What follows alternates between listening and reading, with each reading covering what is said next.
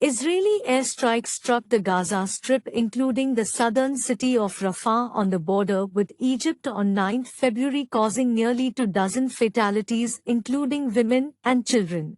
Witnesses and hospital officials said. The IDF also reportedly conducted the airstrikes on the Rafah city on Gaza's southern border, killing at least 13 people, including 2 women and 5 children, according to a hospital that received the remains.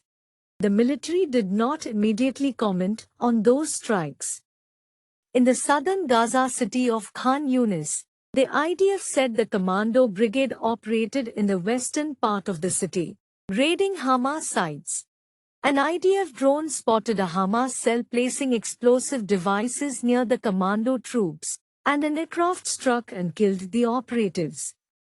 The airstrikes came hours after as President Joe Biden said on 8 February that he considered Israel's conduct in the war to be over the top. As Secretary of State Antony Blinken left Israel as the divide grew between the two close allies on the way forward. However, Prime Minister Benjamin Netanyahu had indicated that over 1 million civilians who have crowded into the southern Gaza city of Rafah will be able to evacuate before the Israel Defense Forces begins operating there. Netanyahu's office said in a statement that he had instructed the IDF and defense establishment to present the cabinet with plans for both the evacuation of the Palestinian civilian population from the southern Gaza Strip and the dismantlement of Hamas battalions in the Rafah area. More than half of Gaza's population of 2.3 million has been driven by Israel's military offensive toward the border with Egypt. Unable to leave the tiny Palestinian territory, many are living in makeshift tent camps or overflowing UNRWA shelters. Meanwhile, Netanyahu has rejected a ceasefire proposal from Hamas, saying its demands were delusional. After the terror group proposed a truce plan that would see a 4.5-month ceasefire during which hostages would be freed in 3 stages, and which would lead to an end to the war.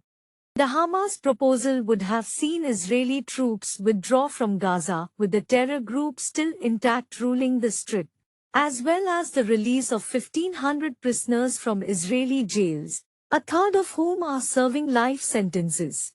It made other various demands of Israel.